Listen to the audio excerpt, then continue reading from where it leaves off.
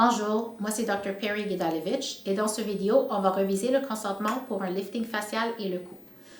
La chirurgie de lifting facial et le cou se fait sous anesthésie locale avec une sédation profonde, donc une sédation par les veines. Vous n'allez pas vous souvenir de la majorité de la chirurgie, mais vous allez arriver 1 heure avant pour qu'on commence à vous donner des médicaments pour relaxer et un médicament pour faire diminuer votre pression. Le fait que vous n'êtes pas complètement endormi évite les complications de l'anesthésie générale telles que le nausée, vomissement et les thrombophlébes. Pendant la chirurgie, on va vous amener à la salle d'opération, on va vous donner une sédation et on va ensuite injecter une anesthésie locale qui peut faire débattre le cœur et peut être un peu inconfortable, mais vous n'allez pas vous en souvenir.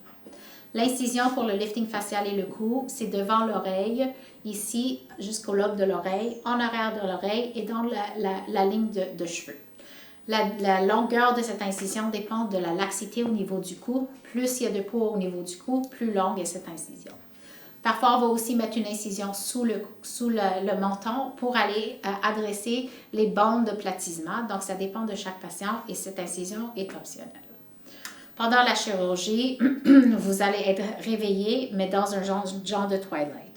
Les risques de cette chirurgie-là, c'est un hématome, ce qui est une collection de sang. Ça peut arriver le premier soir après la chirurgie. Et c'est la raison où on vous met un pansement assez serré qu'on va enlever le lendemain de la chirurgie. Vous allez aussi avoir un petit drain de chaque côté qui va être enlevé le lendemain de la chirurgie. Et le pansement va être remplacé avec un pansement léger et une gaine pour supporter la guérison. Vous allez avoir de l'enflure et des bleus et ça, c'est normal. Les complications d'infection sont extrêmement rares. On en a vu une et on donne des antibiotiques pour prévenir cette complication-là. Sinon, on peut avoir des complications reliées au nerf. Le nerf facial passe sous les muscles du visage et peut être affecté par cette chirurgie. C'est extrêmement rare. Ça m'est arrivé une fois dans ma pratique que le nerf ici soit affecté et cause une paralysie temporaire, mais qui a duré 3 mois, le temps que le nerf se réénerve. L'autre chose qui peut arriver, c'est une faiblesse au niveau de la bouche. Ça, c'est en lien avec le travail qui est fait au niveau du cou. Si jamais ça arrive, on paralyse l'autre côté avec un peu de botox pour égaliser le temps que les nerfs se régénèrent.